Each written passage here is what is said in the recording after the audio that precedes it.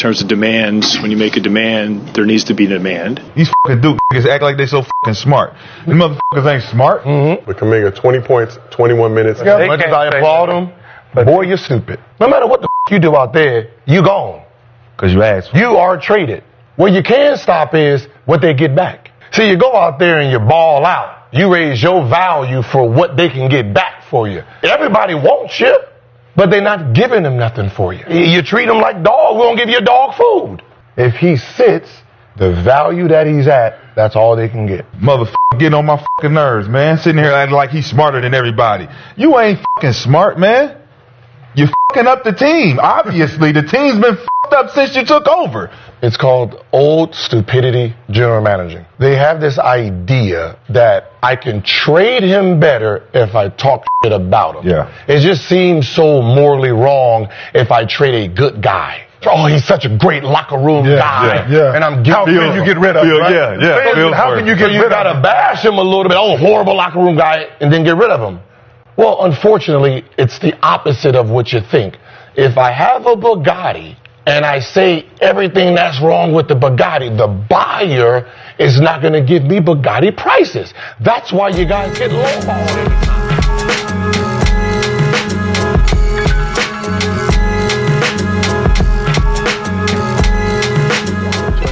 Of the court, but let me get right down to it. Let me just not even talk anything else, say anything else. The Jonathan Kuminga saga. So most of you know by now he demanded a trade. He has been mistreated, disrespected, every disrespectful term in the book by the Golden State Warriors, Steve Kerr, Mike Dunleavy Jr., and whoever else in that organization. Jimmy Butler gets hurt. After 16 DMPs, Jonathan Kuminga comes on versus the Raptors, 20 points, 5 rebounds, 2 assists, 7 for 10 from the field. In only 21 minutes. And he was the last guy off the bench. Let me just repeat that again. He was the last guy to be called upon off the bench. Fine, whatever. He's a professional. Shout out to him. He's a true professional. After demanding a trade, he could have just sat at home. Remember, Jimmy Butler got sent home after all the antics in Miami, and the rest is history, which put Jimmy Butler in Golden State. I'll talk about that later on. But Steve Kerr's pressers after that game that he had was so pathetic. He looked like such a fool. Steve Kerr is a guy that some respect. I look at Steve Kerr as whatever. He's a decent human being. Okay, like I said, he's been in so many gifted situations, playing with Michael Jordan, being coached by Pop, and of course Phil Jackson in Chicago. We know about him getting the job from Mark Jackson after Mark Jackson was ceremoniously removed based on his personal and his religious views. Let's just call it as we see it. He walks into Mark Jackson's gifts and he takes home 4 NBA championship rings, sorry. So Steve Kerr's been in a very nice position for a while. Under the Bob Myers regime, that's what happened. Under this Mike Dunleavy regime, who has no experience in the managerial position, which is crazy. I mean, some guys, they come in and they do a great job. And some guys like Mike Dunleavy don't know what the hell they're doing. And they've handled this situation so poorly. There's been a plethora of incidents and plethora of behaviors from this organization, including Steve Kerr, he's a part of it, that has shown you how disrespectful this organization has become. They're disrespectful. Who wants to play for an organization like this? And you saw Jimmy Butler's comments throughout the season before he got hurt. It just tells you this is not a place to play basketball. And of course, the Draymond and Steve Kerr arguments in front of everybody, you know, it just tells you, like, everybody always says, this is good, this is great, you know, but let me get back to Kuminga for a second, because that's the main topic here. Kuminga comes in last night, has 10 points, 2 assists, 2 steals, perfect from the field in only 9 minutes. And I watched that game. And when I say that, I was watching the game before I called it a night. And I'm telling you, this kid could play basketball. He's very simple, very smooth, understands the mechanics. Again, he's a professional. And we've probably seen him in a Golden State uniform for the last time, which is a great thing. He could finally rest himself, sit out for whatever. He could use the load management laws and get the hell out of that place. That organization is horrible. Now, let me get to Golden State. And shout out to Jonathan Kuminga for being the ultimate professional through all of this, because this is crazy. And I'll say this too. You look at Jonathan Kuminga as a basketball player, and you look at Jalen Green as a basketball player. Who would you guys choose? Think about what I'm about to say. If you watched both of these guys play basketball, and I've watched both of these guys play basketball, the answer is so easy. But anyways, to Golden State. You know, I've always said this. When the tolerance doesn't meet the production, you either get fired, you either get traded, waived, or released. Now, in Golden State's case, the production does not meet the tolerance with them anymore. The organization was once known as a first-class organization, whatever. They've had a lot of incidents. I think the owner had an incident with Kyle Lowry, or the incident with Masai Ujiri after the Raptors won the NBA Finals. There's been a lot of stuff with Golden State that people haven't talked about, have swept under the rug because they're a first-class organization and they got, 4 chips in the last how many years? You know, the Kevin Durant stuff. Look what they did to him. There's just a plethora of stuff. Steve Kerr is no longer a great guy. Steve Kerr is not a nice person. I don't care what anybody says. I'm not saying it in a bad way. He's not. I'm sure they didn't treat Klay Thompson too well. Steve Kerr needs to go. Mike Dunleavy Jr. needs to go. And whoever else is in that front office. The Golden State Warriors are never going to win the championship again with those type of people running the show. It's not going to happen. Karma is so strong and so powerful, and it's going to once again display its greatness in front of everybody. And their victim is the Golden State Warriors. Plain and simple. I just don't know how this kid could come out and be so professional and play this smooth for an organization that has done so much wrong to him. And I'll say this too. This is what we know and have heard. Can you imagine what else they've done? How do you give a player like this 16 straight DMPs? I mean, it's crazy.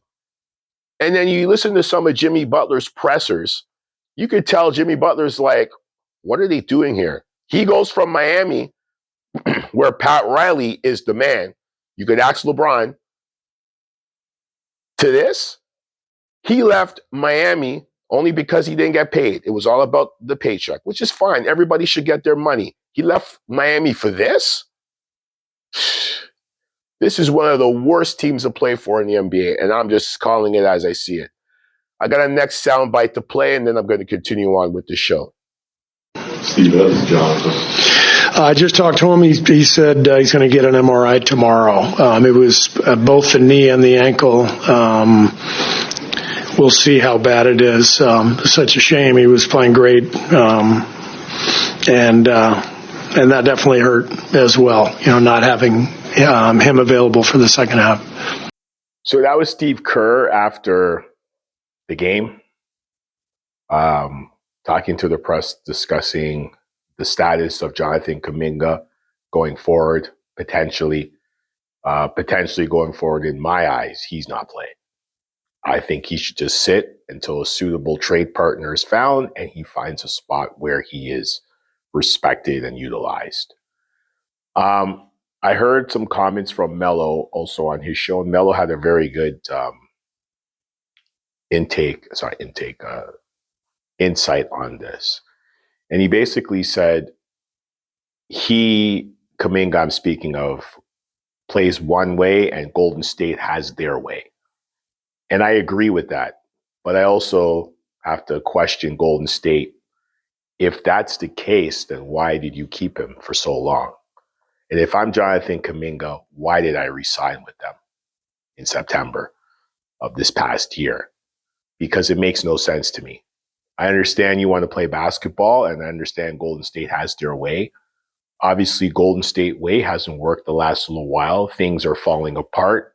And if you're a young player who's committed to the game, because I always say there are players that are committed to the game and are passionate about the game. And then there are players out there that are here for what the game gives them. You don't want those type of players. You want the players who are passionate about the game. They're ready to play. They're going to make their money regardless. Like I say, when you're a grinder, you're going to get what you're owed and deserved. When you're a hustler, you're only going to be here for a small amount of time. So I think Kuminga and Golden State, this relationship, obviously, as I've discussed in the previous episode of The Court, and what I'm saying today is it's over. Everything happens for a reason. Nobody wants to see anybody get hurt, but this is, to me, I believe wholeheartedly that this is a message from the mighty above, from God, saying, listen, kid, enough is enough. Do not jeopardize yourself. Do not do this, please. So Jonathan Kuminga is out for the foreseeable future, as I stated before. And Steve Kerr now is going to have to dig on his bench and pull whoever. Steph Curry's not going to win you, I don't know, 30 more games by himself. He can't. Draymond is no longer as effective as he used to be. I don't even know who else is on that roster. And I can care less who's on that roster, to be really honest with you all that listen to this show. And this is another example where the NBA has become such a entertainment entity instead of a sports entity. Unfortunately, it's a business. Like I say, business first, sports second. Sorry, business first, entertainment, then sports. That's what the NBA is. But if you look at Steph's demeanor, he's a passionate guy. He wants to play. He wants to win. And now he sees that the glory days, the glory years are over. And now he's got to deal with the back end of this. It's a mess. The organization is a mess. They've had a history of mistreating of players. And of course, the big incident, as I mentioned earlier, how one of the owners disrespected Kyle Lowry.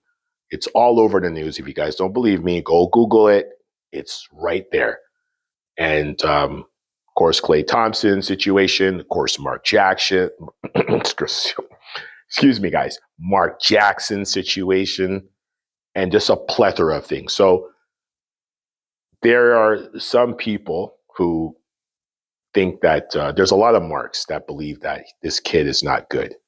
There's this guy named John Shakey. I saw something on Shakely or whatever on I think it was on Twitter saying Jonathan Kuminga's not that good. I'll let that clip play after. I won't even reply after. I'll just let you guys listen to the clip. Another Mark who's never played basketball. If you see this guy, you could tell he's not a basketball player. There's some guys that don't look the part but to play. He just looks like a Mark who's got nothing going on and could just say whatever. It says, oh, Jonathan Kuminga, he's not that good. Okay, whatever. You're not that good either in what you're doing on Twitter or on social media or on any of your platforms. You have no idea or no clue what's going on in the game of basketball. But I hope Golden State could fix this for Steph, because Steph deserves better. Draymond's got to make some decisions. I like Draymond. I know Draymond could be a little erratic sometimes, but I hope Draymond could make a decision for himself, maybe go on another team. I think Draymond could be useful. He doesn't need to score 20 points a game. If he gives you 4 points and brings the intangibles, Draymond will be fine. But I think Golden State and him should separate also. And for Steph, I hope they can fix it for Steph. And of course, my guy Kuminga, I wish him the best in where he's going to go. And I know he's going to be a good basketball player, and I know he's going to do great things. So here's the little clip from this Mark, and then I'm going to go to the next topic.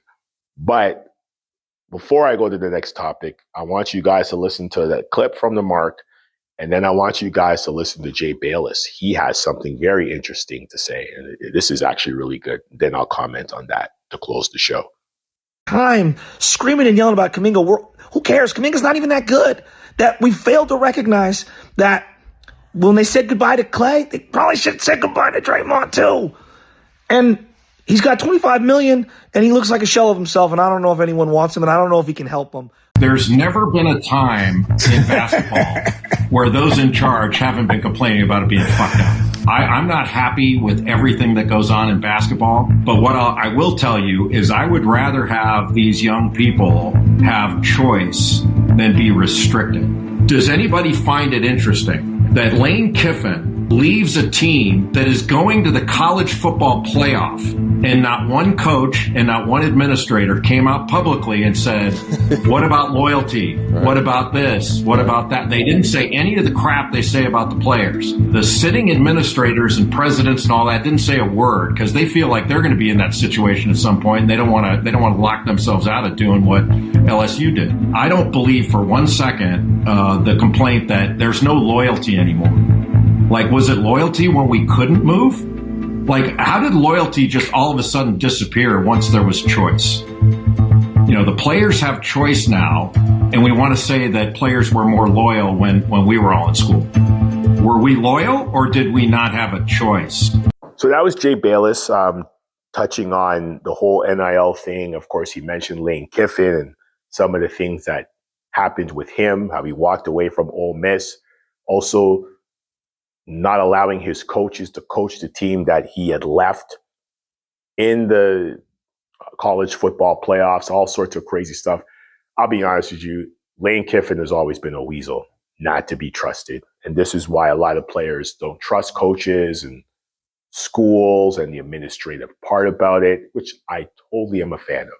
I'm a fan of players doing their own thing. Like I said, I've been a fan of NIL and I'm a fan of the transfer portal. But what I will say to all the players out there and anybody that's a current college player right now, whether you are wherever you are in the United States and you're listening to this podcast, listen to this show, which I appreciate, be cognizant of how you use this transfer portal. Because you remember, there are certain people that control this transfer portal. They are the ones that created the rules and made the rules. And the reason for the transfer portal NIL is not because it was given to you guys, it's because they were forced to. Okay? They were forced to make this transfer portal a reality. And at the end of the day, you have to understand that there are rules that need to be followed and ways of doing things. Do the right thing so that this continues for the players that come after you. And generations after you that are going to be playing college sports. Take care of the future. The past has already been taken care of. You got to take care of the future. And that's my message to all the college players, all the collegiate athletes that are currently using this transfer portal. Use it respectfully so that the players coming after you could use it too, because everybody deserves to get an opportunity to play and they get an opportunity to learn too. Also take this time to understand that you need to learn to take advantage of the educational systems that they have at your collegiate schools. I tell that to every player. Get that degree. Even if it doesn't matter, get something that you could actually utilize so that after your college sports, whether college is the only way you're going to make money or you're going to make it to the pros, make sure that the collegiate system is a guide for you to get that degree so you could do greater things. Because it's not just about sports, it's about the transitioning into life itself. There's so much guides out there in life, but you got to respect it and you got to believe in it. So don't just look at the NIL and the transfer portal as a guide. Look at the whole spectrum. Get that degree. And also, you know, if there are former players that are around, you know, go and get some feedback from them. You know, get that information from them. Most of them will share with you how it works, because college is a dirty sport. Everybody talks about boosters and players and whatever. College is a dirty sport. The administrative administrations in most of these schools are all full of politics. You saw what just happened in Michigan, and it just goes on and on and on. So for all the college players, take the time to understand how important and how blessed you are to have the transfer portal, but don't abuse it. Use it in such a way that you can maximize your options to playing, getting an education, and getting enough money to take care of yourself and whoever you need to take care of in your family. Because a lot of us, our lives our life situations are different. You understand what I'm saying? So, and for Jay Bayless, like I said, I've been saying it for a long time. These college coaches are walking away with millions and millions of dollars. Okay. And just to give you guys an insight of what I'm talking about, let's just give a couple of examples right now. So for example, Kirby Smart, right, has got a $13 million contract at Georgia. Okay. Ryan Day at Ohio State has got $12 million on his plate. Lincoln Riley, 11. Dabo Swinney, 11 million. Steve Sarkisian, 10 million. Dan Lanning, 10 million. Kalen DuBois, 10 million. Brian Kelly, who's getting paid 10 million and he's sitting at home. Bill Belichick, 10 million. Lane Kiffin was getting paid 9 million at Ole Miss until now he's going to be the guy at LSU. And I can keep going. There's a plethora of coaches making millions of dollars. And we're not talking about the other money that they're probably receiving under the table from the administrations and from boosters. Now, you always hear Coach Cal talking stuff. He's talking truth. He don't care. He's good. So he'll share you all the information, all the truths. College players transferring, using all their eligibility, getting their 5 years. Some of them coming back to school at 26, 27 years old. That's the information you need to absorb. Absorb that information. That information is very critical. You know, it's like back in the days listening to Coach Thompson speak, or even listen to Gino at UConn. He always has some good stuff. So when these coaches are, you know, like I said, I'll say this, and I don't want to ramble too much on this episode, but I'll say this. A lot of you guys are social media people. You have an Instagram account, a TikTok account, a Twitter account, or some type of account. Maybe you're a YouTuber. When you hear these coaches, and I'm not saying every coach, not a Lane Kiffin, please don't listen to him, but Gino from UConn, or clips from legends like John Thompson, Coach Chaney, who coached at Temple, you know, Mike Krzyzewski. As much as I don't like Duke, Coach Krzyzewski's got something. Dean Smith. They have some very, very good jewels to pass on. Very critical jewels to pass on. So at the end of the day, information is your greatest guide and your greatest weapon. So take it in. I always try to. Even coaches that I talk to currently have jewels, and we could all share, you know, information with each other, whether it's in a WhatsApp group or just meeting somebody on the street. I think collegiate players now need to really take in the information. They really need to, because what's going on right now is college sports is $1 billion business, and it's not going to change. The money's going to go up. The TV deals are going to go up. Coaches are going to get paid more. There's always going to be the scandals and controversies. But my question is, you have a choice. Do you want to be a part of the controversy, or do you want to build a legacy? So that clip from Jay Bayless was absolutely tremendous. And that's just it for me. I don't want to be rambling on. I think I've rambled on for too long. And for this episode of The Court. But like I said, for all of you out there that are current sports athletes listening to this show, current coaches, parents of athletes, the information is right in front of you. It's called your cell phone and your laptop. Please take it in, absorb it, digest it, learn from it, pass it on. The world needs that, especially the way the world is now, where it's greed, deception, and all the other dirty things out there. So that's my take here. Another episode of The Court is in the books. Ladies and gentlemen, thanks again for listening to this show. I'm signing off. Peace. If your body language is bad, you will never get in the game. Ever. I don't care how good you are, but I'd rather lose than watch kids play the way some kids play. I'd rather lose. And they're allowed to get away with just whatever. And they're always thinking about themselves. Me, me, me, me, me. I didn't score, so why should I be happy? I'm not getting enough minutes. Why should I be happy? When I look at my team, they know this. When I watch game film, I'm checking what's going on the bench. And if somebody's asleep over there, somebody doesn't care, somebody's not engaged in the game, they will never get in the game. Ever.